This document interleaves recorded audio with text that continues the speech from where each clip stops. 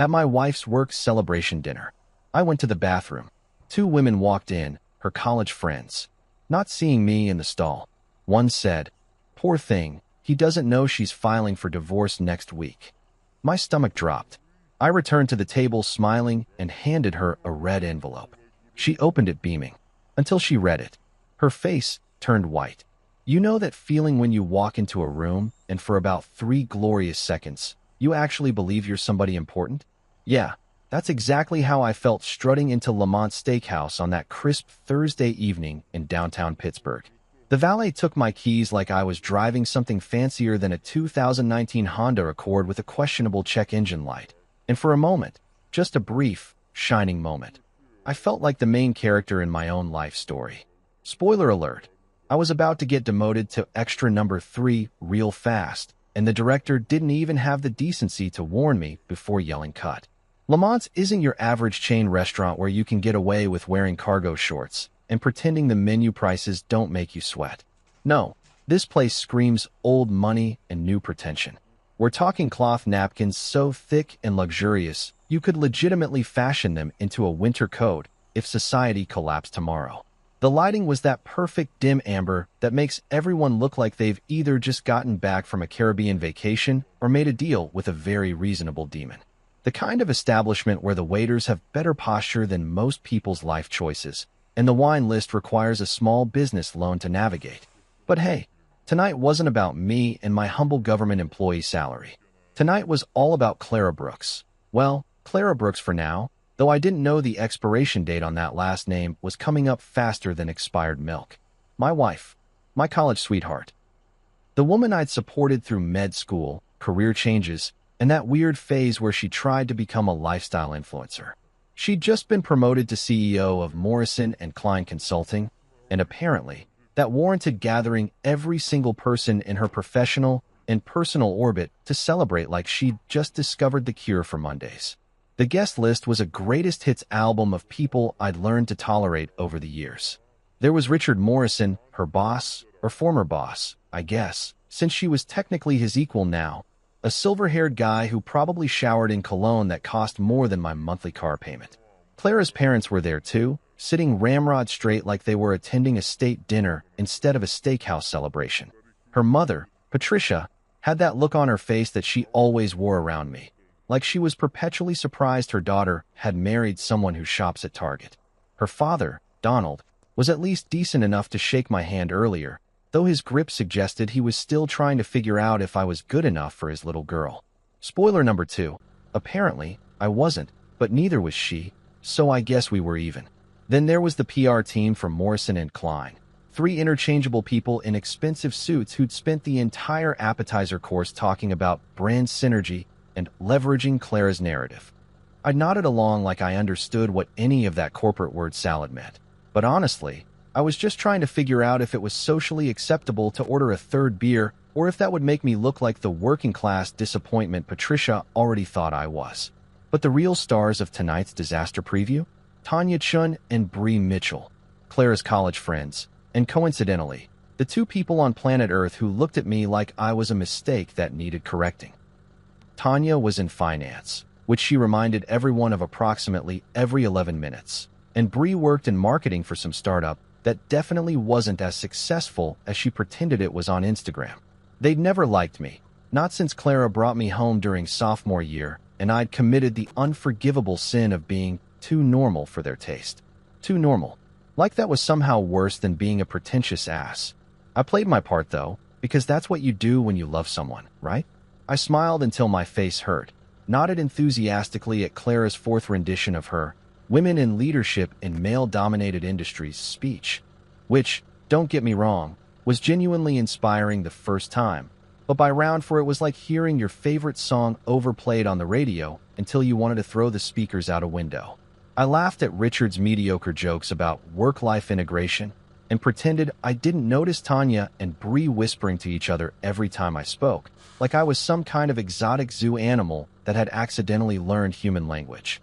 By the time dessert menus were being passed around, I needed a break before I said something that would get me divorced even faster than whatever timeline was apparently already in motion. "Excuse me for a minute," I announced to the table, standing up with what I hoped looked like casual confidence and not the desperate energy of a man who'd consumed too much garlic bread and needed to escape before he said something he'd regret. Clara barely glanced up from her conversation with Richard about quarterly projections, just gave me that absent-minded sure, honey, smile that she'd perfected over the past year. The bathroom at Lamont's was almost as fancy as the dining room, all marble countertops and automatic everything. Like even taking a leak needed to be a luxury experience. I locked myself in one of the stalls. Not because I actually needed to use it, but because I needed exactly 90 seconds of solitude to collect myself and remember why I was putting up with this circus. I closed my eyes and took a deep breath, trying to center myself like one of those meditation apps Clara was always trying to get me to use. That's when I heard them. Heels clicking on tile, laughter echoing off the marble, and voices I recognized immediately. Tanya and Bree had walked into the bathroom. Well, the vestibule area outside the stalls, where apparently the universe had decided to host the most important conversation of my life. I froze. Not because I'm some kind of creep who hangs out in bathroom stalls eavesdropping. Let's be clear about that. But because opening the door and walking out at that exact moment would have been more awkward than a middle school dance, and my social anxiety made executive decisions without consulting me first.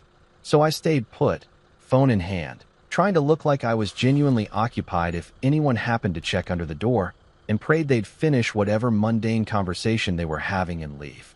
God, I almost feel bad for him, Tanya said, and I heard the unmistakable sound of a makeup compact snapping open. My stomach did a weird flip because when people start a sentence with, I almost feel bad, nothing good ever follows. Bree laughed, and it was that specific kind of rich person laugh that sounds like champagne bubbles and bad intentions. Almost. Girl, please. He has no idea what's coming. I stopped breathing. Completely stopped. If someone had checked my vitals right then, they would have called a code blue. Poor thing. Tanya continued, and I could practically hear her reapplying lipstick between words.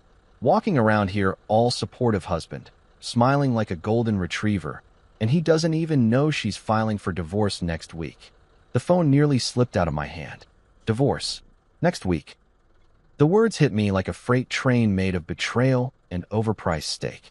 My wife, the woman I'd spent 7 years building a life with, the person I'd supported through career changes and family drama, and that weird pyramid scheme phase her cousin tried to drag her into, was planning to divorce me.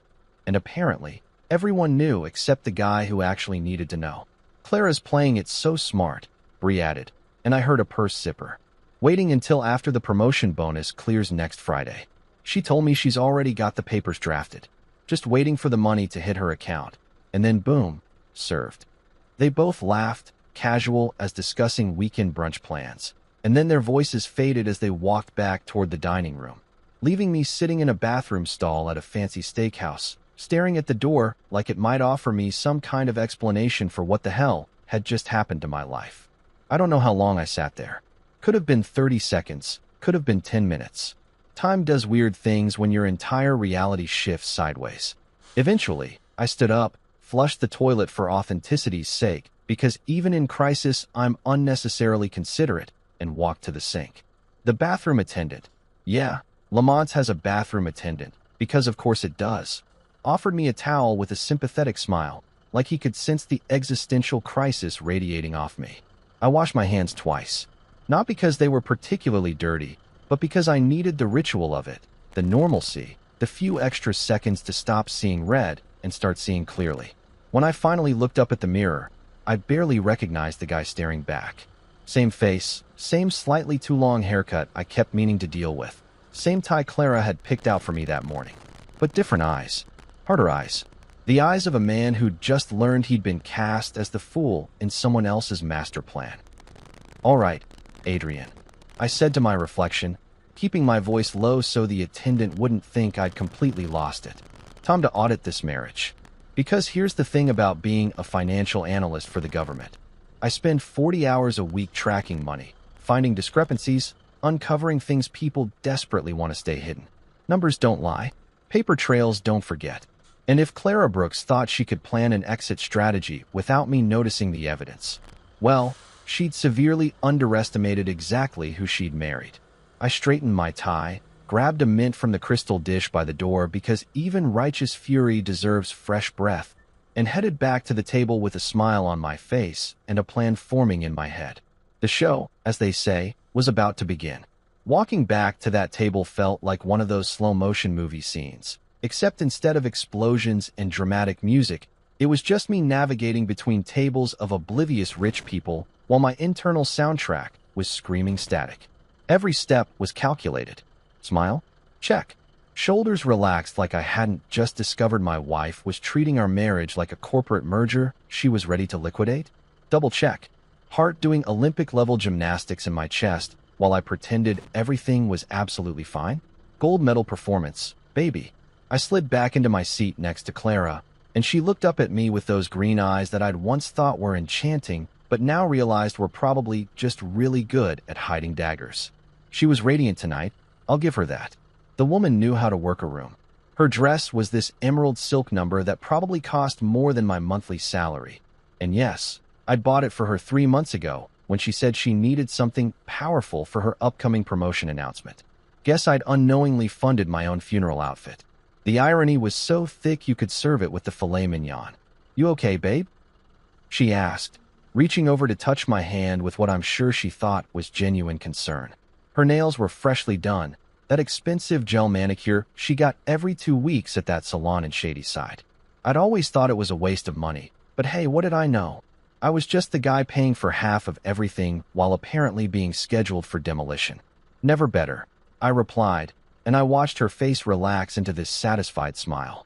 She had no idea that in married couple speak, "never better" is right up there with "we need to talk," and "it's fine" on the list of phrases that actually mean the complete opposite. It's the verbal equivalent of a warning siren, but Clara was too busy basking in her own success to notice the tornado forming right next to her. Her boss, former boss, Richard Morrison, cleared his throat and stood up, his chair scraping against the hardwood floor with that sound that makes everyone instinctively look over. He raised his crystal wine glass, the liquid inside catching the amber light like liquid gold, which was fitting because this whole evening was apparently about celebrating how golden Clara's future was about to be. Without me in it. "Ladies and gentlemen," Richard announced in that booming voice that rich white guys seem to develop around the same time they get their first corner office. "I'd like to propose a toast to Clara Brooks, our brilliant new CEO and the future of Morrison & Klein Consulting." Everyone grabbed their glasses like synchronized swimmers, all smiles and enthusiasm. Patricia, Clara's mother, looked like she might actually cry with pride, which was rich considering she'd spent the better part of 7 years looking at me like I was a participation trophy her daughter had won by accident. Donald raised his glass with both hands, probably because he'd already gone through 2 scotches and was working on his third. The PR team lifted their glasses in unison like they'd rehearsed it, which they probably had because everything these people did seemed calculated down to the nanosecond. Tanya and Bree were grinning like cats who'd just knocked over a fish tank and gotten away with it. Bree had this particular smirk that I now understood was probably less about celebrating Clara and more about the private joke they were all in on. The joke being me. The punchline sitting right here in his moderately priced suit from Men's Warehouse, clinking his glass like a trained seal. To Clara, Richard continued, really milking the moment. A visionary leader, a remarkable strategist, and someone who proves every single day that talent and determination know no gender boundaries. The company is lucky to have you, and I personally couldn't be prouder to call you my colleague. Everyone echoed the toast. To Clara, the sound of crystal clinking filled the private dining room we'd reserved, that specific high-pitched ring that fancy glassware makes when you're paying $40 for a pour. I clinked my glass too, right on cue, the perfect supportive husband executing his role flawlessly. But inside my head, I was already mentally drafting a very different kind of presentation. See, being a financial analyst isn't just about crunching numbers and finding tax discrepancies, though I do plenty of that for the IRS. And let me tell you, people get really creative when they're trying to hide money from Uncle Sam. It's also about pattern recognition. It's about seeing what doesn't add up, following the paper trail, and understanding that everything, absolutely everything, leaves evidence. Numbers are my first language, the thing I learned to speak fluently long before I mastered the art of small talk at dinner parties. And revenge? Revenge was rapidly becoming my second language, and apparently, I was about to become bilingual real fast. While everyone launched into enthusiastic conversation about Clara's promotion, I sat back and just observed. Really observed. This was information gathering time, and I needed to pay attention to every detail like I was auditing someone's taxes and knew they were hiding offshore accounts. Richard started talking about quarterly growth projections, throwing around numbers that were probably accurate, but delivered with the kind of enthusiasm usually reserved for announcing lottery wins. "We're looking at a 37% increase in client retention," he said, gesturing with his wine glass like a conductor leading an orchestra. "And with Clara at the helm, I anticipate we'll break into the pharmaceutical consulting market by Q2 next year." Clara was eating it up, nodding along, adding her own insights about leveraging synergies and optimizing operational bandwidth. Corporate speak. That beautiful language where people use 20 words to say absolutely nothing of substance. It's like they take normal English, run it through a translator set to pretentious nonsense, and then serve it up like it's profound wisdom. Synergy, bandwidth, paradigm shifts, all fancy ways of saying, we're going to try stuff and hope it works. I smiled and nodded, playing my part. The supportive husband who definitely understood what leveraging cross-functional integration meant. Sure. Absolutely. I was leveraging my own cross-functional integration right now between wanting to flip the table and maintaining enough composure to execute what was rapidly forming in my mind. Tanya leaned over to Clara and said something I couldn't quite hear, but whatever it was made both of them laugh. That knowing laugh. The kind that comes with inside jokes and shared secrets. Bree joined in, adding her own comment. And suddenly all three of them were giggling like they were back in their college sorority house instead of a professional dinner celebrating corporate achievement. I wondered if they were laughing about me. Probably. The clueless husband who had no idea his marriage had an expiration date stamped on it like grocery store meat. The waiter appeared with dessert menus, those oversized leather-bound books that fancy restaurants use because apparently, listing 5 desserts on a regular piece of paper isn't sophisticated enough. Clara ordered the creme brulee without even looking at the menu. Her usual choice, the safe bet, the thing she always ordered because she didn't like taking risks with dessert. Funny how she was perfectly comfortable taking massive risks with, say, our marriage, but God forbid she try the chocolate souffle. Patricia ordered the fruit tart, because of course she did. Tanya and Bree decided to split the chocolate lava cake, which involved way too much discussion and negotiation for 2 people who were supposedly best friends. Richard waved off dessert entirely, probably watching his figure for his next executive photo shoot. Donald ordered another scotch, which wasn't technically dessert, but nobody was about to argue with him. I ordered the tiramisu, mostly because it gave me something to do with my hands and my mouth besides what I really wanted to do, which was stand up and announce to the entire table that I'd just overheard their little bathroom conspiracy. But that wasn't the play. Not yet. The thing about revenge, and I was learning this in real time, is that timing is everything. Rush it, and you blow the whole operation. Wait too long, and you lose your advantage. So instead, I sat there mentally building what I'd started calling my surprise package presentation. See, while everyone else was talking about Clara's brilliant future, I was calculating exactly what that future would look like without the safety net she thought she had. I was thinking about joint accounts, shared assets, the house we'd bought together 3 years ago in Squirrel Hill. I was remembering every late-night work session she'd claimed to have over the past 6 months, every unexplained charge on the credit card, every time she'd come home smelling like cologne that definitely wasn't mine. The desserts arrived, and Clara made a show of feeding me a spoonful of her creme brulee, that cute couple thing we'd done 1,000 times before. "Isn't it amazing?" she asked, her eyes bright with champagne and success and the confidence of someone who thought she was 3 steps ahead of everyone else. I smiled, tasting the burnt sugar and vanilla cream. "It's perfect," I said. "Absolutely perfect." And I meant it, because everything was falling into place. Every piece of information, every observation, every detail I'd been unconsciously collecting over the past months was suddenly crystallizing into a beautiful, terrible picture. Clara thought she was the chess master here, moving pieces around the board while I sat obliviously in checkmate. But here's what she forgot. I count things for a living. I notice discrepancies. I see patterns. And I've been noticing a lot lately. So while everyone toasted my wife and celebrated her ascension to CEO, while they talked about her brilliant future and her incredible achievement, I sat there with my tiramisu and my forced smile, quietly building a PowerPoint presentation in my head. Title slide: Surprises You Deserve, a comprehensive analysis of why you should have been more careful. The dessert course couldn't end fast enough.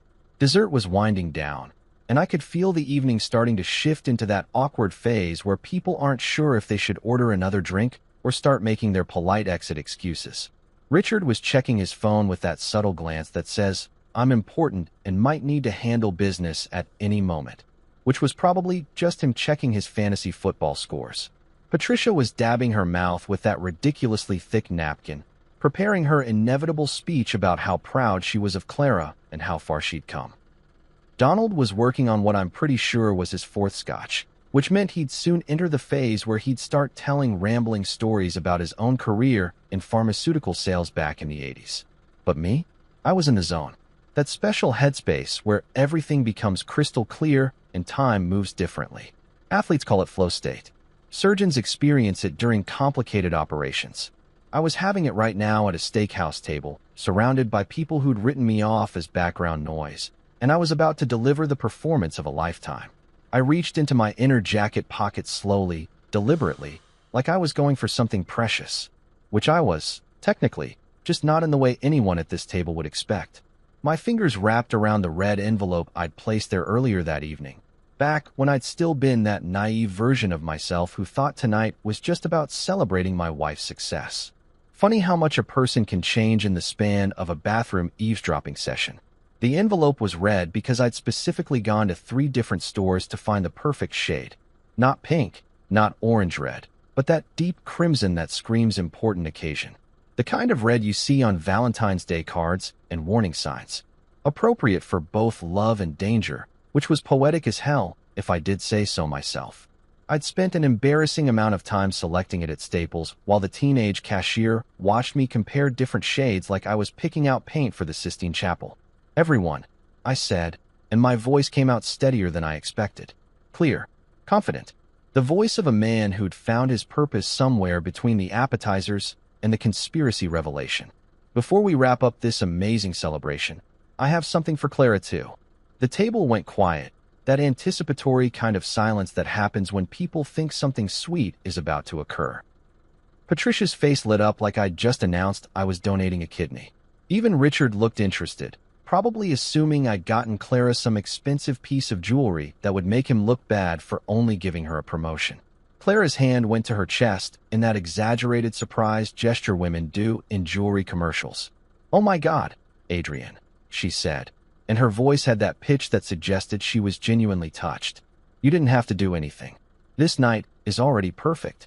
"Oh, I really did," I replied, and I let that sentence hang in the air for just a second longer than necessary.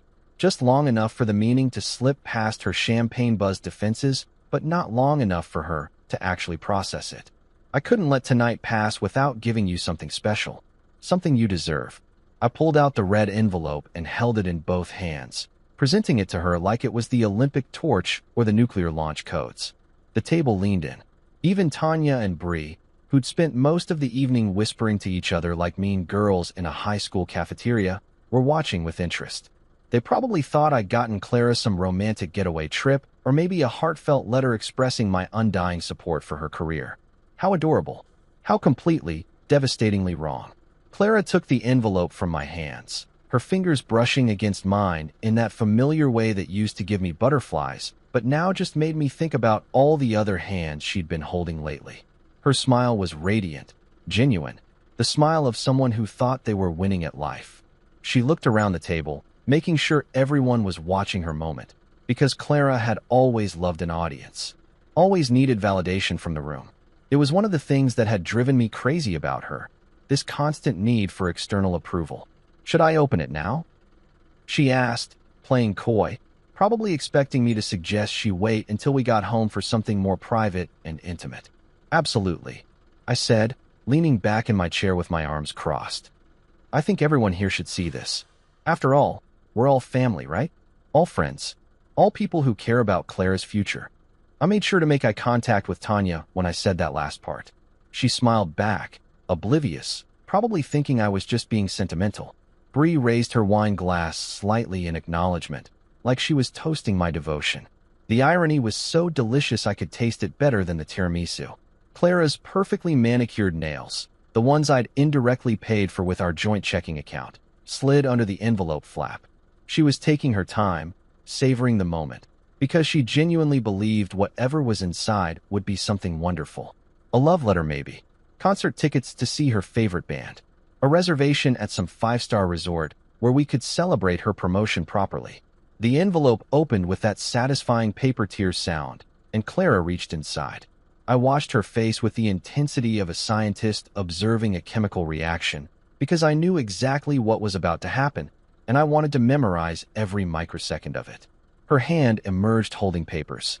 Multiple sheets, neatly printed on official-looking letterhead. Her eyes scanned the first page, and I saw the exact moment comprehension hit her brain. It was like watching someone get unplugged from the Matrix. That split second where reality crashes through delusion like a wrecking ball through drywall. Her smile didn't just fade, it evaporated. Completely disappeared like it had never existed in the first place.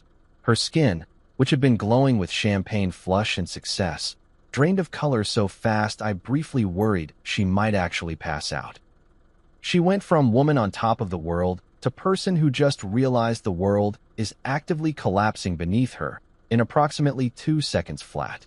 "Adrian," she whispered, and her voice had lost all that confident CO authority. Now she just sounded small, confused. What is this?" I leaned forward, resting my elbows on the table like we were having a casual conversation about weekend plans instead of the nuclear detonation of our marriage. "Oh, just some light reading material. I thought it might pair well with the creme brulee. You know, something bitter to complement the sweet." Her hands were shaking now as she flipped through the pages. Page 1. Bank statements from the secret savings account she'd opened 6 months ago. The one she thought I didn't know about, where she'd been funneling money from our joint checking. Small amounts, 50 here, 100 there, nothing dramatic enough to trigger immediate suspicion. But over 6 months? It added up to almost $8,000. My $8,000, our $8,000, that she'd been stockpiling for her post-divorce independence fund. Page 2. Screenshots of email exchanges between her and Ethan Price, her harmless work mentor. And let me tell you, these emails were anything but harmless. They weren't quite explicit enough to be pornographic, but they sure as hell weren't professional either. "Can't stop thinking about our meeting yesterday, and you make these late nights worthwhile, and my personal favorite, my husband doesn't understand me the way you do." Classic affair lines, the greatest hits of infidelity, wrapped up in timestamps that corresponded with all those nights she'd told me she was working late on the Morrison account. Page 3.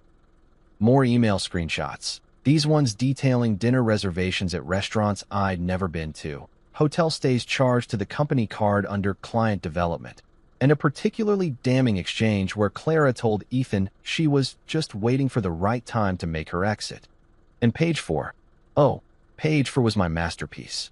Legal documentation, properly notarized and filed with the Allegheny County Court of Common Pleas, showing that I, Adrian Michael Brooks, had filed for divorce from Clara Elizabeth Brooks 2 days ago.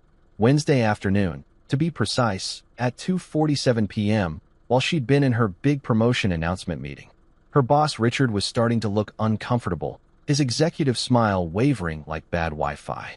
He leaned slightly toward Clara, trying to see what had caused such a dramatic reaction, but she clutched the papers to her chest like they were nuclear secrets. "Something wrong, honey?" I asked, and I made sure my voice was dripping with the kind of sweetness usually reserved for talking to toddlers or customer service representatives you're about to destroy with a perfectly worded complaint. "You look a little pale. Should I get you some water? Maybe some truth serum? Oh wait, looks like you've already got plenty of truth right there in your hands." Patricia had her hand over her mouth, her eyes darting between Clara and me like she was watching a tennis match played with emotional grenades. Donald had actually set down his scotch, which for him was the equivalent of a 5-alarm emergency. The PR team had gone completely silent, probably mentally calculating how this would affect Clara's public image and whether they needed to start drafting crisis management strategies. But Tanya and Bree? Oh, Tanya and Bree were my favorite reactions. They'd gone absolutely rigid, frozen like someone had hit pause on them mid-gossip. Their faces were doing this amazing thing where confusion was battling with horror, was battling with the dawning realization that maybe, just maybe, they shouldn't have been quite so chatty in that bathroom earlier. Clara tried to speak, her mouth opening and closing like a fish that had just realized it was no longer in water. Adrian, this isn't, you don't understand.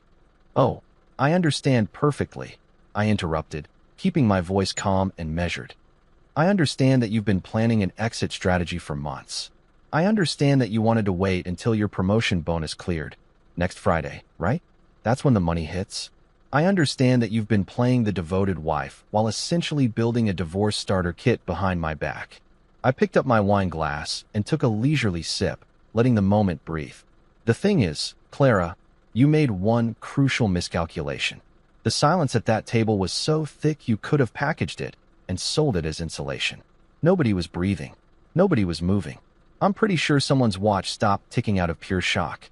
Even the waiter who'd been hovering nearby with a coffee pot had frozen mid-step like a really well-dressed statue, probably trying to decide if he should intervene or just let this train wreck play out so he'd have an incredible story for his other tables. Clara's eyes were darting around like a cornered animal looking for an escape route, but there wasn't one. Not at this table, not in this restaurant, not in this situation. She'd walked in here tonight thinking she was the queen on the chessboard, and she was just now realizing she'd been in checkmate for the last 3 moves without even knowing it. What miscalculation? She finally managed to whisper, and I had to give her credit for even being able to form words at this point. Her voice was shaking so badly it sounded like she was trying to talk during an earthquake. I set down my wine glass with deliberate care, making sure it made that satisfying little clink against the table. You married a financial analyst, sweetheart. Someone whose entire job is finding money that people are trying to hide. Following paper trails. Spotting patterns. Connecting dots.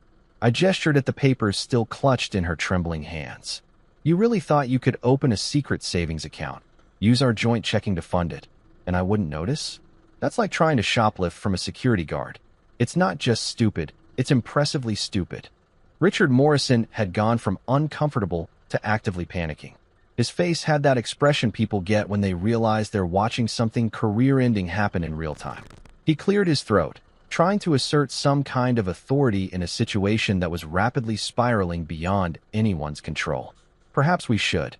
Oh no, Richard, I said, turning to face him with a smile that could have cut glass. Don't leave on my account. This is a celebration, remember? We're celebrating Clara's promotion, her success, her incredible future. Stay. Enjoy the show. I promise it's worth the price of admission, and considering you're paying for this dinner, you might as well get your money's worth. Patricia had recovered enough to try the maternal intervention approach. Adrian, I think maybe you and Clara should discuss this privately. Privately. I laughed, and it came out harsher than I intended, but honestly, harsh felt pretty appropriate right now. Patricia, with all due respect, and I mean that in the most technical sense of the phrase, privacy went out the window the moment your daughter decided to plan my removal from her life, like I was a bad piece of furniture she needed to donate to Goodwill. Besides, everyone here already knew about the divorce except me, right? So why start with privacy now? That got a reaction. Patricia's mouth snapped shut so fast I heard her teeth click. Donald reached for his scotch with both hands like it was a life preserver. And Tanya, beautiful, gossipy Tanya, had gone so pale she looked like she'd just seen her bank account after a Vegas weekend. I turned my attention to Clara's 2 best friends, these women who'd spent years looking down their noses at me like I was something unfortunate they'd stepped in. Speaking of everyone knowing, Tanya, Bree, how's the bathroom at Lamont's? Nice acoustics in there, right? Really carries a conversation. Bree's wine glass slipped from her fingers, not shattering, but landing on the table with a thud that splashed Merlot onto the white tablecloth like a crime scene. Tanya had gone from pale to red, that particular shade of crimson that happens when someone realizes they've been caught doing something monumentally stupid. The bathroom, Tanya started, then stopped, her brain clearly trying to calculate exactly how much I'd heard and how completely screwed she was. Yeah, the bathroom, I confirmed, nodding slowly. You know, The one where you two were touching up your makeup and discussing how poor Adrian doesn't even know his wife is filing for divorce next week. How Clara's playing it so cool, waiting for the bonus to clear before serving me papers. That bathroom. Ring any bells? Clara made a sound that was somewhere between a gasp and a whimper. She turned on her friends with a look of pure betrayal, and honestly, it was almost funny watching her experience what betrayal felt like after she'd been dishing it out for months. You told him? They didn't tell me directly. I clarified, because accuracy matters, even in the middle of nuclear warfare. They just happened to have their little gossip session while I was occupying a stall, wondering if I'd eaten too much garlic bread. Which, for the record, you can never eat too much garlic bread. That's a myth. But I digress. I picked up the papers that Clara had dropped onto the table, holding them up like I was presenting evidence in court. See, here's the thing that really gets me. It's not just that you want it out. Marriages end. People fall out of love. That happens, and it sucks, but it's life.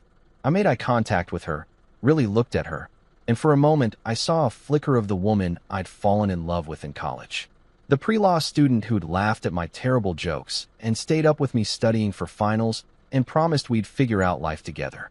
But that woman was gone, or maybe she'd never really existed outside my imagination. What gets me is the calculation of it all.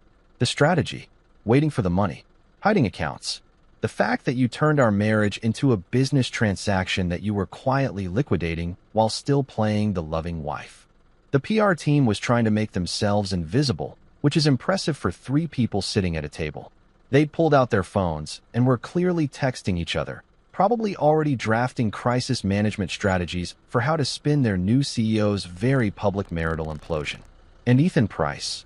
I continued, flipping to one of the email printouts. You are a harmless mentor. Let's talk about Ethan for a second, shall we? Because these emails are really something special. You make these late nights worthwhile, I read aloud, doing my best impression of dramatic narration. Can't stop thinking about our meeting yesterday. And my personal favorite, Clara, this one really tugs at the heartstrings. My husband doesn't understand me the way you do. Clara was crying now, mascara starting to run down her cheeks in those dark streaks that would have been tragic if she hadn't spent the last 6 months systematically destroying our marriage while I smiled and supported her dreams. Adrian, please. Please what? I interrupted. Please stop. Please take this conversation somewhere private so you can try to salvage this disaster. Please pretend none of this happened so we can all go back to our regularly scheduled programming. I shook my head. Nah, I'm good. I've been quiet for months, Clara. Quiet while you worked late. Quiet while charges showed up on the card for restaurants I've never been to. Quiet while you slowly checked out of our marriage and started building your escape pod. I think I've earned the right to be a little loud right now. I turned back to the table, addressing everyone like I was giving a presentation at work, which in a way, I guess I was. Page 2 of your gift, Clara, that's the good stuff. That's where I've got documentation of the company laptop being used for personal communications with Ethan. Which, unless Morrison and Klein has drastically changed their employee handbook recently, is probably a violation of company policy. Especially when those personal communications involve discussing an affair and strategizing about divorcing your spouse. Richard's face had progressed from uncomfortable to actively horrified. You could practically see him mentally flipping through the HR handbook, calculating lawsuits and public relations disasters. The company laptop? He repeated weakly. Oh yeah, I confirmed cheerfully. Time-stamped emails sent from Clara's work computer during work hours, discussing matters that are decidedly not work-related. I'm not a lawyer, but I feel like that might be relevant to somebody. HR maybe? Legal department? Random gossip sites that love this kind of corporate drama. I wasn't actually planning to leak anything to gossip sites. I'm petty, not vindictive, but Richard didn't need to know that. Let him sweat a little. Let him wonder if his shiny new CEO was about to become a liability before she'd even warmed up her executive chair. And here's the real kicker, I said, pulling out the final document with a flourish that would have made a game show host proud. Page 4. Legal documentation showing that I filed for divorce 2 days ago. Wednesday afternoon, while you were in your big promotion meeting, I was sitting in Margaret Chen's office. She's a lawyer, great reviews. You should look her up, filing the paperwork. I even paid extra for expedited processing. Consider it an investment in my future happiness. Clara was full-on sobbing now, and part of me, A very small, very distant part that still remembered loving her. Felt bad about doing this so publicly, but that part was being thoroughly outvoted by the rest of me that remembered sitting in that bathroom stall, listening to her friends laugh about how clueless I was. I also took the liberty of consulting with the top 3 divorce attorneys in Pittsburgh, I added casually, like I was discussing weekend plans instead of strategic divorce warfare. Just consultations, you understand. But here's a fun fact about lawyer consultations. Once they've consulted with me, they can't represent you due to conflict of interest. Isn't that interesting? So when you go looking for legal representation, you're going to find your options somewhat limited. Not impossible, just limited. Tanya had her head in her hands. Bree was staring at her lap like she'd find answers in her designer dress. Patricia looked like she wanted to ground both me and Clara, which would have been impressive considering we were both in our 30s.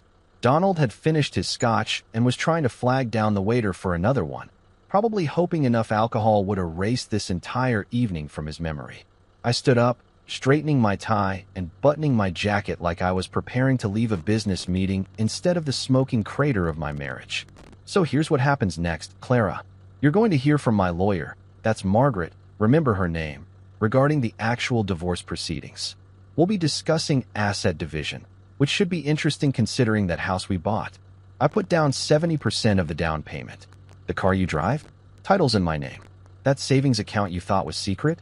Joint property, which means I get to claim half in the settlement, which is ironic justice if I've ever seen it. I raised my water glass. I'd switched from wine because I wanted to be completely sober for this, and smiled at the table. So let me propose my own toast. To Clara Brooks, soon to be Clara Bennett again, I suppose. The future ex-wife who taught me that trust is basically a subscription service that auto-renews until you actually check your statements. May your promotion bonus cover your lawyer fees. May Ethan be worth the career consequences. And may you always remember that sometimes the quiet guy keeping the books is paying a lot more attention than you think. Here's the thing about catching someone cheating. It's never one big obvious sign that smacks you in the face like a cartoon frying pan. It's 1,000 tiny things that your brain starts collecting without you even realizing it. Like some kind of subconscious detective working overtime in the background of your mind while you're trying to convince yourself that everything is fine. Spoiler alert, everything was not fine, and my subconscious detective had been screaming at me for months before I finally started paying attention. It started about 6 months ago, right around the beginning of April. Tax season, ironically enough, which is when I'm at my most paranoid about numbers and patterns because I spend 40 hours a week catching people trying to pull fast ones on the IRS. Clara came home one night and announced she'd be working late more often because Morrison & Klein was pursuing this huge pharmaceutical contract, and she needed to be all hands on deck for the pitch process. Made sense. She'd been gunning for a promotion for years, and big contracts meant big opportunities. I was supportive. I made her favorite pasta dinner and told her I'd handle the household stuff while she focused on work. What a guy, right? What a trusting, supportive, absolutely clueless guy. The late nights became a pattern. 3 nights a week turned into 4, then 5. She'd text me around 7 saying she'd be home by 10. Then 10 would become 11, then midnight. And look, I get it. Sometimes work genuinely demands that kind of commitment. But here's what my analyst brain started noticing. Her timesheets didn't match her stories. See, Morrison & Klein uses this software called Time Tracker, and Clara had given me access to the family calendar sync feature years ago, so I could see her schedule and plan around it. Useful for coordinating date nights and making sure someone remembered to pick up the dry cleaning. Except the calendar started showing discrepancies. She'd tell me she was working until 11 on the Morrison pitch, but Time Tracker would show her clocking out at 6:30. That's a 4.5-hour gap that needed explaining, and traffic was terrible. Only works as an excuse if you live in Los Angeles, not Pittsburgh. So I started keeping a spreadsheet, because of course I did. I'm an analyst. Spreadsheets are literally my love language. Date, time she said she'd be home, time she actually got home, reason given, timesheet data. Just tracking patterns, telling myself I was being paranoid, and this was a healthy way to work through my anxiety instead of confronting her. Then came the Uber receipts. We have a joint credit card, had a joint credit card. Past tense now feels more appropriate. That we used for pretty much everything because it had good cashback rewards. 2% on dining, 3% on gas, the usual middle-class optimization strategies. I'm the one who reconciles the statements each month because Clara always said she found it tedious, which I now realize was less about tedium and more about not wanting me to look too closely at where money was going. But I do look closely. That's literally what I do for a living. And I started noticing Uber charges that ended at addresses I didn't recognize. Jazz lounges in Lawrenceville, wine bars in Shadyside, a hotel in downtown Pittsburgh, the Fairmont, fancy choice, with a charge labeled as Morrison and Klein Business Development. Except when I cross-referenced that date with her timesheet, she'd been clocked in at the office until 7, and the Uber charge to the Fairmont was at 7:15. Business development that starts after work hours and requires a hotel? That's either the worst planned client meeting in corporate history or something else entirely. The perfume was another tell. Clara has worn the same perfume since college, Marc Jacobs Daisy, that light floral scent that I used to associate with coming home to someone who loved me. But around May, I started noticing different scents on her when she came home late. Heavier, muskier, definitely masculine. The first time, I convinced myself she'd hugged a coworker goodbye and picked up their cologne. The fifth time, that excuse was wearing thinner than my patience. And then there was the phone situation. Clara had always been pretty casual about her phone around me. Left it on the counter while she showered, didn't bother with a passcode for years, the behavior of someone who had nothing to hide. But suddenly, around the same time as the late night started, the phone became surgically attached to her person. She took it everywhere. Bathroom, shower, even to check the mail. She added a 6-digit passcode, and when I casually asked about it, she said something about company security requirements. Plausible, except I knew for a fact that Morrison and Klein didn't have any such requirement because I'd actually read through her employee handbook one night when I couldn't sleep and was looking for answers in all the wrong places. But the real smoking gun, the thing that made me stop lying to myself and start planning, was discovering the secret savings account. That happened completely by accident, which is how the best detective work always happens, apparently. I was looking for our mortgage statement in her home office, and I knocked over a stack of papers on her desk. Basic klutz moment, nothing sinister. But when I was picking everything up, I saw a bank statement from Citizens Bank. We don't bank at Citizens Bank. We bank at PNC, have for years, joint checking and savings, everything transparent and above board. So naturally, I looked at the statement. And there it was, an individual savings account in Clara's name only, opened in March, with deposits that matched exactly the weird little charges I'd been noticing on our joint checking. $50 here for groceries that never materialized in our fridge. $100 there for gas, when her car had a full tank. $75 for pharmacy, when neither of us were on any medications. Death by 1,000 paper cuts, except instead of dying, she was building herself a nice little nest egg. Almost $8,000 by the time I did my full investigation. 8,000 of our dollars, my dollars, our shared resources, quietly being funneled into her escape fund. That's when I stopped being the trusting husband and started being the financial analyst. I went full forensic accountant on our entire financial life.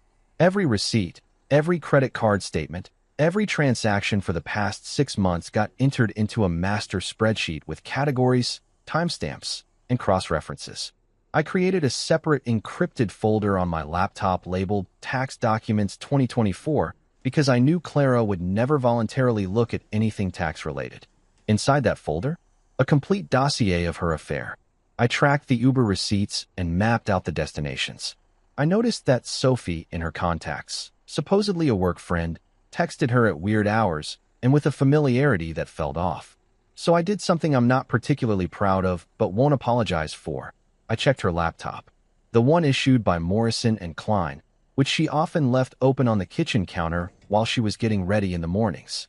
Company property, technically, which made me feel slightly less guilty about what I was about to do. I didn't hack anything. Didn't need to. Clara's email was already open, and she had the password saved in her browser because she's brilliant at corporate strategy but apparently terrible at digital security. And there they were, months of emails with Ethan Price, her mentor at the firm. The progression was almost textbook, started professional enough, strategy discussions, and client notes. Then it got more personal. Comments about how much they enjoyed working together. Inside jokes.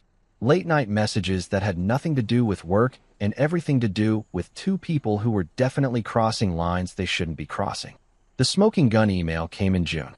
Clara wrote to Ethan, "I've decided to file after the promotion bonus clears. No point giving him ammunition to go after my money. We've worked too hard to let him take half of everything I've earned." She was talking about me, her husband, the guy who'd supported her through her career changes and celebrated every win and picked up the slack at home so she could focus on climbing the corporate ladder. I was him, the obstacle between her and Ethan and whatever fantasy future they'd cooked up together. That's when I made the decision. I wasn't going to be the clueless husband who gets blindsided. I wasn't going to wait around for her to serve me papers on her timeline, making me the reactive party scrambling to protect myself. I was going to flip the script so hard she'd get whiplash. First call I made was to Margaret Shun, a divorce attorney in Shadyside with a reputation for being absolutely ruthless but fair. Consultation appointment for the following Tuesday. I took a personal day from work, told Clara I was helping my buddy Mike move furniture, and instead spent 2 hours in Margaret's office laying out everything I'd discovered. She listened, took notes, and at the end said something I'll never forget. "Your wife made 3 critical mistakes. 1. She underestimated you. 2. She left a paper trail that would make a breadcrumb trail look subtle. 3. She didn't file first. Let's make sure she regrets all 3. Margaret and I filed on Wednesday afternoon, 2 days before the steakhouse dinner. Rush job, expedited processing, cost me an extra $500, but worth every penny. While Clara was in her promotion announcement meeting, celebrating her ascension to CEO, I was signing paperwork that would make her celebration very short-lived. But I didn't stop there. Margaret had given me a pro tip that bordered on brilliantly petty. Consult with the top divorce attorneys in the city. Just consultations, establish a conflict of interest, make it harder for Clara to find representation. So I spent the next 2 days meeting with lawyers. Daria Hollings at Steel City Family Law, Robert Patterson at Commonwealth Advocates, Jennifer Wu at Pittsburgh Divorce Solutions. Told them all the same story, showed them all the same evidence, paid for consultations I didn't technically need just to lock them out of Clara's reach. Was it playing dirty? Absolutely. Did I care? Not even a little bit. If you think the steakhouse dinner was the grand finale, you'd be wrong. That was just the opening act. The real show started on Monday morning when the corporate machine started chewing up Clara's carefully constructed professional image and spitting it out like bad cafeteria food. I didn't go into work Friday. Took a personal day, stayed home with Max, our golden retriever and the only innocent party in this entire mess, and watched trashy TV while eating ice cream straight from the container like I was the protagonist in a rom-com dealing with a breakup. Except I wasn't sad. I was vindicated. There's a difference, and it tastes a lot better than sadness. Tastes like cookies and cream Haagen-Dazs and the sweet satisfaction of a plan executed flawlessly. But Monday I walked into my office at the IRS federal building in downtown Pittsburgh like I owned the place. And here's the thing about working for the government. Gossip travels faster than our actual internet connection. I hadn't even made it to my desk before people were giving me looks. Not pity looks, which is what I'd expected. These were respect looks. Impressed looks. The kind of looks you give someone who just pulled off something legendary. My cubicle neighbor, Derek Chun, was waiting at my desk with 2 cups of coffee like he'd been staking out the place. Derek's a good guy, works in audit enforcement, has 3 kids, and a wife who legitimately scares me. "Bro," he said, handing me a coffee. "I need to know if the rumors are true." "What rumors?" I asked, even though I knew exactly what rumors because I'd watched them spread across social media over the weekend like wildfire in California. Someone at that dinner, my money was on one of the PR team, had apparently posted about the most dramatic dinner of my entire life, without names. But Pittsburgh's professional community is small enough that people connected the dots faster than a kindergarten activity book. That you served your wife divorce papers at her CEO celebration dinner in front of her entire company. Derek was practically vibrating with curiosity, in a red envelope, with evidence of her affair. "Please tell me it's true, because if it is, you're officially my hero." I took a sip of the coffee, black, no sugar, the way I liked it, and smiled. I neither confirm nor deny the alleged events of last Thursday evening. "Oh my God, it's true." Derek sat on the edge of my desk, which was against office protocol, but nobody cared because apparently I was now the office's unofficial entertainment. Dude, that's the most badass thing I've ever heard. My wife showed me the Reddit post about it. Someone wrote it up like a revenge story. 18,000 upvotes. There was a Reddit post. Of course there was a Reddit post. This is what happens when you publicly detonate your marriage in the age of social media. It becomes content. I made a mental note to never, ever read it because I didn't need to know what strangers on the internet thought about my personal life, even if they apparently thought I was some kind of folk hero. But the real story, the stuff that actually mattered, was happening across town at Morrison & Klein Consulting. I didn't know all the details immediately, but information has a way of traveling, especially when you know people who know people. My buddy Jake works in IT at a firm that does contract work for Morrison & Klein, and he texted me Monday afternoon with the subject line, "Dude." Apparently, Clara had come into the office Monday morning trying to project confidence and normalcy, like nothing had happened, like her personal life hadn't just exploded across Pittsburgh's professional scene like a poorly contained chemical spill. She'd walked in wearing what Jake's contact described as power suit armor. Probably that gray Armani number she'd bought for client presentations. Her hair perfect, makeup covering whatever emotional damage had been done over the weekend. But here's the problem with trying to pretend everything's fine when it very clearly isn't. People talk. Her coworkers had heard things, seen things. Some of them had been at the dinner or knew people who were. And by Monday morning, everyone at Morrison & Klein knew that their shiny new CEO had been having an affair with Ethan Price using company resources, had been caught red-handed, and was now facing a very public, very messy divorce. By lunchtime Monday, according to Jake's intel, HR had called both Clara and Ethan into separate meetings. The company had to investigate because I'd been thoughtful enough to document that they'd been using company laptops, company email, and company time to conduct their little romance. And Morrison & Klein, like most corporations trying to avoid lawsuits and bad publicity, had very strict policies about workplace relationships and even stricter policies about using company resources for personal matters. Ethan got suspended immediately. Full stop. Do not pass go. Do not collect your paycheck until we figure out what to do with you. They escorted him out of the building by Tuesday afternoon with a cardboard box of his desk belongings like he was a character in a movie about corporate downsizing. I heard through the grapevine. Okay. Through Jake, who heard it from his contact, who heard it from someone in Ethan's department, that his wife Jennifer had found out about the affair over the weekend. Apparently, someone had been kind enough to send her screenshots of the emails. I have no idea who would do such a thing. None whatsoever. Jennifer filed for divorce on Monday morning, citing infidelity and irreconcilable differences, which made Ethan's week about as fun as a root canal performed by an angry dentist. Clara didn't get suspended, but she got something worse. She got the corporate equivalent of probation. HR launched a full investigation into her conduct, which meant lawyers going through her work emails, her calendar, her expense reports, everything. They were looking for policy violations, and given what I'd already documented, they were going to find plenty. The pharmaceutical contract she'd been working on, the one that had supposedly required all those late nights, turned out most of those strategy sessions were actually dinner dates and hotel visits. The company wasn't thrilled about potentially having to explain to clients why their CEO had been billing personal romantic endeavors as business development. By Wednesday, the story had leaked to one of those corporate gossip newsletters. You know the type. The ones that professionals pretend they don't read but absolutely devour on their lunch breaks. Trouble in Paradise. New CEO's rocky start was the headline. And while they didn't use Clara's name directly, they included enough details that anyone in the Pittsburgh business community knew exactly who they were talking about. Morrison & Klein's stock price didn't tank or anything dramatic, but there were definitely some uncomfortable questions being asked by board members and investors about leadership stability and corporate culture. Clara's big Women in Leadership speaking engagement at the Greater Pittsburgh Chamber of Commerce canceled. The organizers cited scheduling conflicts, which is corporate speak for "we don't want the controversy." Her profile feature in Pittsburgh Magazine about breaking glass ceilings delayed indefinitely, probably forever.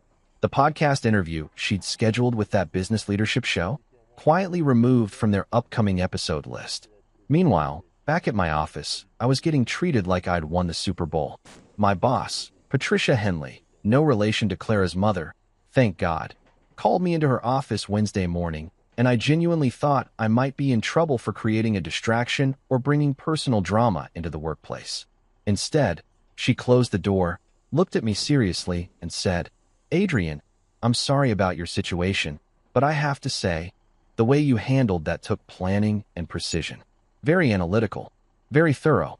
Those are qualities we value in this department." Then she approved my promotion to senior financial analyst, a position I'd been gunning for since last year. Was it directly related to my divorce drama? Probably not officially. But did my newfound reputation as someone who could execute a complex plan flawlessly help? I'm not saying it did, but I'm also not saying it didn't. By Thursday, less than a week after the steakhouse incident, Ethan Price had been officially terminated from Morrison & Klein.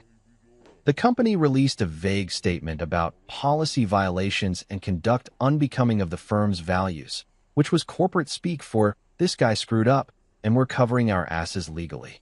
His LinkedIn profile changed to "seeking new opportunities" within hours, which is the professional equivalent of updating your Facebook status to "it's complicated." Clara survived at Morrison & Klein, technically. She kept her CEO title, kept her office, kept her salary. But her reputation? That was damaged goods. The promotion she'd worked so hard for, the leadership position she'd sacrificed our marriage to achieve, was now permanently tainted by scandal. Every meeting she walked into, every client presentation she gave, every board discussion she participated in would be colored by the knowledge that she'd gotten caught having an affair and using company resources to facilitate it. And me? I was doing just fine. Better than fine, actually. I had my promotion, my dignity, my dog, and the satisfaction of knowing that sometimes, just sometimes, the quiet guy keeping the books wins. 3 weeks after the steakhouse incident, I found myself sitting in a conference room at Margaret Chen's law office, staring across a mahogany table at Clara and her attorney, a middle-aged guy named Robert Fletcher, who looked like he'd rather be literally anywhere else. The conference room had that specific smell all law offices seem to have: expensive leather, old books, and the faint scent of broken dreams. Very on-brand for divorce proceedings. Clara looked rough, and I don't mean that in a petty, vindictive way. I mean she genuinely looked like the past 3 weeks had aged her a decade. The designer clothes were still there, but they hung differently on her now, like she'd lost weight from stress. Her hair, usually styled to perfection, was pulled back in a simple ponytail. No makeup, or at least not the full-face situation she usually did. Dark circles under her eyes that concealer couldn't quite hide. She looked like someone who'd been sleeping about as well as I had right after I overheard that bathroom conversation, which is to say not at all. Part of me, that small, stupid part that still remembered being in love with her, felt a twinge of sympathy. But then I remembered the secret bank account, the affair, the plan to divorce me on her timeline after securing her bonus, and that sympathy evaporated faster than water on a Phoenix sidewalk in July. Margaret sat next to me, looking like the legal equivalent of a shark in a designer pantsuit. She had her laptop open, 3 color-coded folders arranged in front of her, and an expression that suggested she was about to enjoy this meeting way more than was probably professional. I'd paid her a substantial retainer, and she was definitely earning every penny. Robert Fletcher cleared his throat and shuffled some papers, doing that thing lawyers do when they're about to deliver bad news, but need to make it sound reasonable. "Thank you all for coming today. I think we can handle this matter civilly and come to an agreement that works for both parties." "Both parties," Margaret repeated, and I could hear the amusement in her voice. Interesting choice of words, considering one party was planning a unilateral exit strategy using marital funds while conducting an extramarital affair on company time. Fletcher winced. Clara stared at the table like it might offer her an escape route. Let's try to keep this productive," he said weakly. "Oh, absolutely." I agreed, leaning back in my chair with the confidence of a man holding all the cards and knowing it. Productivity is important. So let's be productive. What's your opening offer? Fletcher glanced at Clara, who gave a barely perceptible nod. He pulled out a document that looked depressingly official. "My client is willing to negotiate a 50-50 split of all marital assets. The house would be sold, proceeds divided equally. Vehicles remain with their current primary drivers. Bank accounts split down the middle. We believe this is fair and equitable given." No, I said simply. Fletcher blinked. I'm sorry. I said no. That's cute that you think we're starting negotiations at 50-50, but that's not happening. I looked at Margaret, who was smiling like a cat who'd just spotted a particularly slow mouse. You want to walk them through why? Or should I? Oh, please, Margaret said, gesturing to me like a game show host revealing a prize. Be my guest. I pulled out my own folder, not as fancy as Margaret's color-coded system, but effective, and slid a document across the table. Let's talk about the house first. That lovely 3-bedroom in Squirrel Hill that we bought 3 years ago for $450,000? I put down 70% of the down payment. That's $63,000 of my money compared to Clara's $27,000. The mortgage has been paid primarily from my account because Clara's contributions mysteriously decreased about 6 months ago when she started funneling money into her secret Citizens Bank savings account. Clara's face went red. Fletcher looked at the document, then looked at her like a disappointed father. Clara, we discussed full financial disclosure. It gets better, I continued, warming to my topic. The car Clara drives, that Lexus RX she loves so much, title's in my name. I bought it outright 2 years ago as an anniversary gift. She's welcome to it, but she'll need to buy me out at fair market value, which according to Kelley Blue Book is approximately $32,000. I slid another paper across the table. Then there's the secret savings account, $8,417 to be exact. Money transferred from our joint checking over a 6-month period in amounts small enough that I guess Clara thought I wouldn't notice. Spoiler alert, I noticed. That's marital property obtained through what's technically financial fraud, which means in a divorce settlement, I'm entitled to claim not just half, but potentially all of it as punitive damages.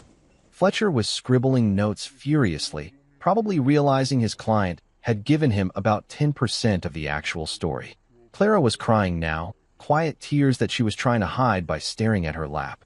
Old Adrian would have stopped, would have felt guilty, would have backed off. New Adrian had been forged in the fires of betrayal and was made of sterner stuff. Should we discuss the stocks? Margaret asked sweetly. I think we should discuss the stocks. Oh, the stocks, I said. Yeah, let's talk about those. Clara received stock options as part of her compensation package at Morrison & Klein. Those options were granted during our marriage, which makes them marital property. Now, normally we'd split them 50-50.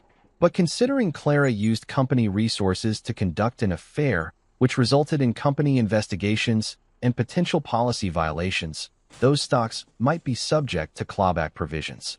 But I'm feeling generous, so I'll only take half.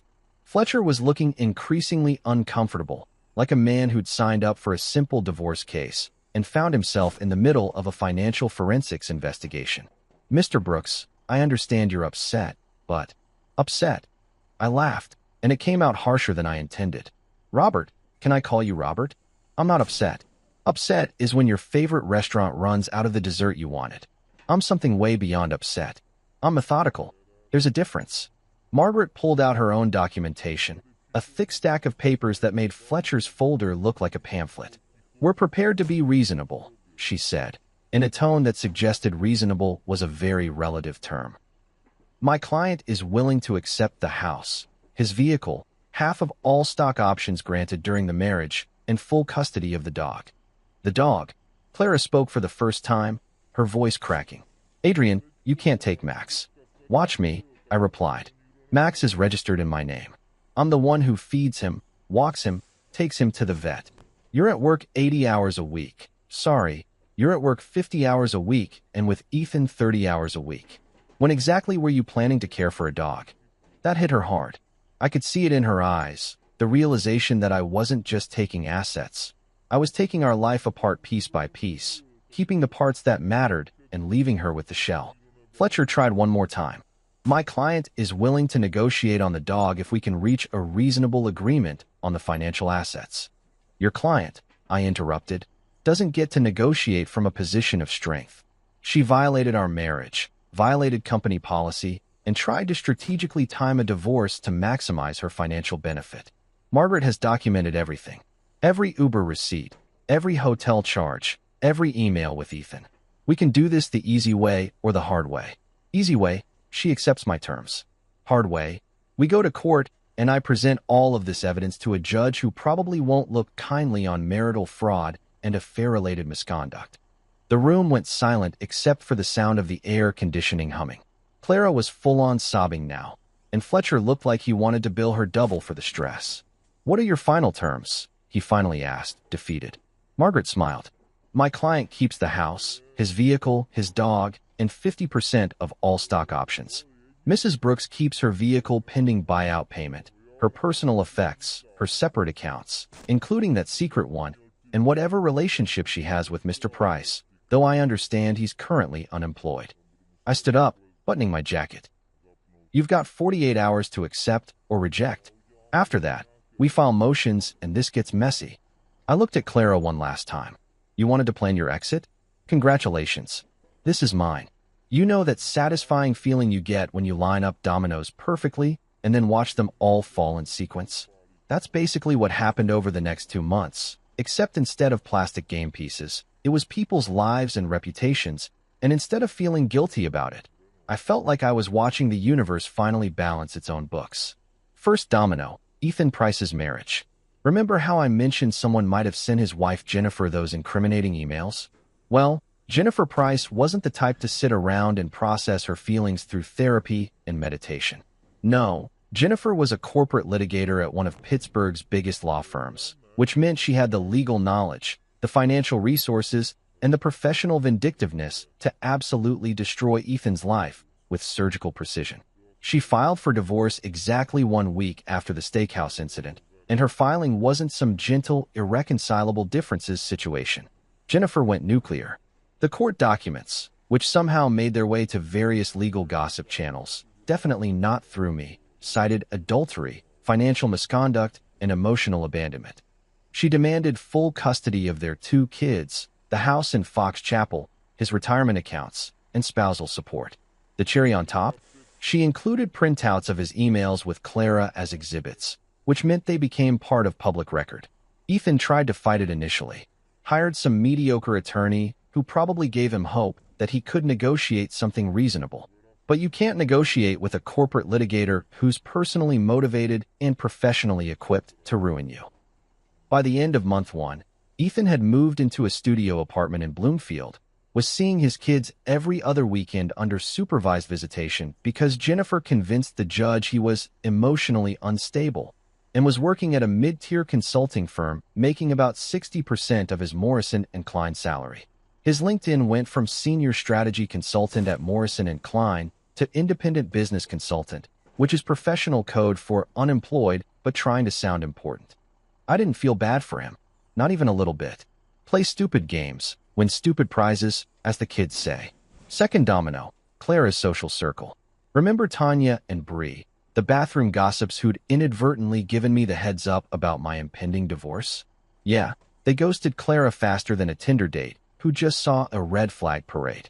I heard through the grapevine, and by grapevine, I mean my new friend Marcus who works at the gym where Tanya's husband Chad goes, that both women had completely cut ties with Clara after the scandal broke. Turns out, being associated with workplace affair drama isn't great for your own professional reputation, and both Tanya and Bree had their own careers to protect. Tanya worked in finance where reputation is everything, and Bree's startup was trying to attract investors who probably wouldn't love being connected to scandal-adjacent people. So they did what self-serving people do best. They saved themselves and threw Clara overboard like cargo during a storm. Clara tried texting them, from what I gathered through mutual acquaintances. Tried calling. Even showed up at Tanya's house one weekend, which resulted in a very awkward doorstep conversation that the neighbors definitely heard and absolutely discussed at their next book club meeting. But Tanya and Bree had made their choice, and that choice was self-preservation over friendship. The rest of Clara's friend group followed suit. Her yoga class buddies stopped saving her a spot. Her book club mysteriously started meeting on nights she couldn't attend. The women she'd networked with at those professional development conferences suddenly had very full calendars when she tried to grab coffee. In the span of about 6 weeks, Clara went from having a robust social network to being essentially persona non grata in Pittsburgh's professional women's circles. Third domino, Clara's reputation. And this is where things got really interesting, because watching someone's professional reputation collapse in the age of social media is like watching a building demolition in slow motion. Fascinating, a little horrifying, and absolutely impossible to stop once it starts. The Reddit post Derek had mentioned? It blew up. Someone had written up the entire steakhouse incident like a revenge fantasy story, and it hit every popular subreddit. Relationship advice, petty revenge, pro-revenge, nuclear revenge. People were sharing it on Twitter, LinkedIn, professionally reframed, of course, and Facebook. Someone even made a TikTok series analyzing the strategic brilliance of my approach, which felt surreal to watch while eating leftover pizza on my couch. The red envelope divorce became a whole thing. People started using it as a reference point. I'd overhear conversations at coffee shops. If my partner ever cheats, I'm going full red envelope on them. My story became shorthand for calculated, public revenge, which was flattering and weird in equal measure. At work, I became a legend, not just at my office, but throughout the federal building. People I'd never met would nod respectfully when I walked by. The cafeteria lady started giving me extra cookies with my lunch. Even the security guards knew who I was. "Hey, red envelope guy," one of them said while checking my badge one morning. Respect, man. Absolute respect. Someone created a meme using a stock photo that vaguely looked like me, holding a red envelope with increasingly creative captions. My personal favorite: when she thinks you don't know about finances, but you literally audit people for a living. It got shared about 50,000 times across various platforms. My niece sent it to me asking if it was actually me. I neither confirmed nor denied. The professional community in Pittsburgh treated me like I'd pulled off a heist. At networking events, which I started attending more frequently post-divorce because why not? People would introduce themselves and then inevitably ask, "Wait, are you the guy?" And I'd smile and change the subject, but the damage was done. I was that guy, the legend, the man who'd served divorce papers at a celebration dinner and walked away like an action hero. Meanwhile, Clara's reputation went in the exact opposite direction. Morrison and Klein kept her on as CEO, but everyone knew she was damaged goods. Clients started requesting other consultants. Her Women in Leadership brand was essentially dead. Articles that had been planned about her success were quietly shelved. She'd become a cautionary tale instead of an inspiration. And me? I was thriving. Promotion at work. New apartment with a killer view. Gym membership that I actually used. A dating life that was surprisingly active once word got around that I was single. Life was good. The dominoes had fallen exactly as they should. 3 months after the steakhouse incident, I was living a life I barely recognized, and honestly, I wasn't mad about it. If someone had told me back in January that by October I'd be the guy with a downtown apartment, a dating life, and abs that were starting to exist as actual distinct entities rather than theoretical concepts, I would have laughed and gone back to my comfortable routine of microwave dinners and Netflix binges. But here I was, living proof that sometimes the best revenge isn't revenge at all. It's just becoming the best version of yourself while your ex watches from the sidelines. The apartment was probably my favorite upgrade. I'd moved out of the Squirrel Hill house, which was technically mine per the settlement, but held too many memories of a marriage I was actively trying to forget, and into a 2-bedroom loft in downtown Pittsburgh. 16th floor, floor-to-ceiling windows with a view of the city skyline that made me feel like I was living in a movie about successful people instead of actually being one. The place cost more than I'd normally spend on rent, but I figured I'd earned it. Consider it a divorce present to myself, funded partially by the extremely generous settlement Margaret had negotiated on my behalf. Max loved it too, though he was confused about why we suddenly had hardwood floors instead of carpet and why his backyard had been replaced by a balcony where he could watch pigeons but not chase them. He adapted though, because dogs are resilient like that. Unlike humans, who need therapy and self-help books and 3 months of emotional processing to handle major life changes, Max just needed his favorite tennis ball and regular meal times. I envied his simplicity. The gym membership was new too. I joined this place in the Strip district called Iron and Grit, which sounds like a CrossFit cult, but was actually just a solid gym with good equipment and people who minded their own business. I started going 4 times a week, partly because I needed to do something productive with all the nervous energy that comes with dismantling your entire life, and partly because spite is an incredible motivator.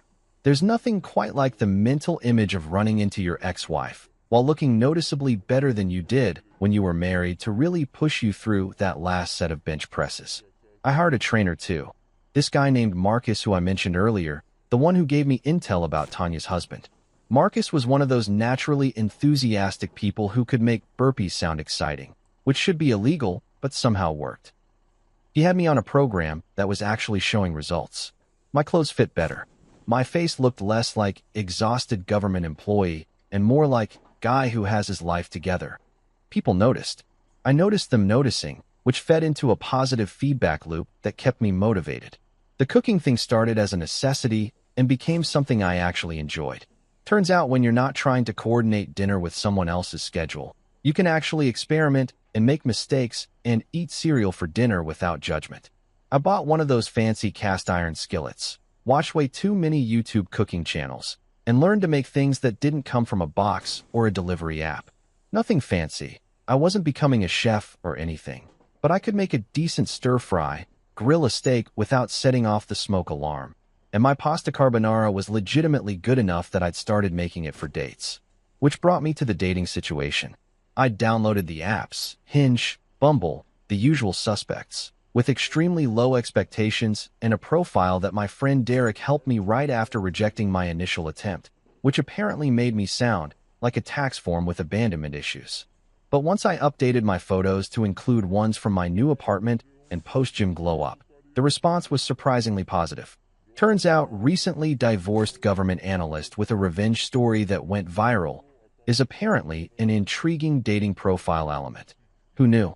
I went on a bunch of first dates that went nowhere. Coffee with Amanda who talked about her cats for 45 minutes straight. Dinner with Rachel who spent the entire meal on her phone. Drinks with Kelly who asked if I could help her commit tax fraud, which was both insulting to my professional integrity and wildly illegal. But then I met Jade at a networking event. She worked in marketing for a tech startup downtown, and something clicked. Jade thought my story was hilarious, which was refreshing after dates with women who either found it intimidating or saw me as damaged goods. That's the funniest plot twist I've heard since Michael Scott left The Office. She'd said over our first dinner together at Butcher and the Rye. She had this laugh that made everyone around us smile, and she didn't take herself too seriously, which after years with Clara felt like drinking water after being lost in a desert. We'd been seeing each other for about a month now, nothing too serious yet, just enjoying each other's company without the pressure of defining what we were or where it was going. She'd met Max, who approved immediately because Jade had the good sense to bring dog treats to our third date. She hadn't met my friends yet because I was taking things slow, learning from past mistakes, not rushing into anything just because it felt good. For the first time in years, I wasn't the supporting character in someone else's story. I was the main character in my own life, and honestly, the narrative was pretty damn good. People ask me sometimes if I miss her. Usually it's at parties or networking events, after a few drinks when the conversation gets personal and someone inevitably brings up the red envelope incident, like it's a historical event that needs commemorating. They ask with this mixture of curiosity and concern, like they're trying to figure out if I'm secretly broken inside despite the new apartment and the gym membership and the general air of having my life together. My answer is always the same. Sure, I miss her like I miss dial-up internet. Which is to say, not at all. And also, what kind of psychopath would voluntarily go back to dial-up when fiber optic exists? You don't downgrade your life once you've experienced the upgrade. And trust me, post-Clara life is definitely an upgrade. Faster connection speeds, fewer dropped calls, and significantly less buffering while trying to figure out what's actually happening in my own marriage. The thing is, I learned something beautiful through this whole disaster. Revenge doesn't need to look like a movie. It doesn't require elaborate schemes with fire and explosions and dramatic confrontations in the ring. Sometimes the best revenge is just math, patience, and confidence. Numbers on a spreadsheet. Paper trails that don't lie. The willingness to wait for exactly the right moment to reveal that you've been paying attention all along. Clara thought I was 3 moves behind when I was actually 6 moves ahead. She thought I'd stay quiet forever, that I was the kind of guy who'd just accept whatever happened to him with a resigned shrug and a well, I guess that's life. She made the critical mistake of underestimating the quiet guy who tracks spending for a living, who notices patterns, who literally gets paid to find money people are trying to hide. You can't outsmart someone whose entire job is catching people who think they're being clever. It's like trying to outswim a fish. Technically possible, but statistically unlikely and definitely not recommended. I still remember that moment at Lamont's when she opened that red envelope. The way her face transformed from million-dollar smile to million-dollar lawsuit in about 3 seconds. The way reality crashed through her carefully constructed fantasy like a freight train through tissue paper. That moment, that precise instant when she realized I knew everything and had been planning my own exit while she thought she was the mastermind. That moment made every late night compiling evidence worth it. 6 months later, I'm sitting on my balcony with Max at my feet, watching the Pittsburgh skyline light up as the sun sets, and I realize something profound. Closure doesn't always come from conversations or apologies or mutual understanding. Sometimes closure comes gift-wrapped in a red envelope, served at a steakhouse dinner, with a side of public humiliation and a legally binding divorce settlement. Clara got her CEO position. She got Ethan, at least until he became too much baggage to carry. She got exactly what she wanted, just without the safety net she'd planned on having. And me? I got my life back. Got my dignity. Got a dog who loves me unconditionally and a girlfriend who thinks my strategic approach to divorce is hilarious rather than terrifying. Got a promotion, an apartment with a view, and the kind of peace that comes from knowing you handled a nightmare situation with precision and grace. The ledger is balanced. The books are closed. And honestly, that's the best ending I could have asked for. Sometimes the quiet guy wins. And when he does, he doesn't gloat. He just moves forward, lives well, and lets the dominoes fall where they may. Game over. I won.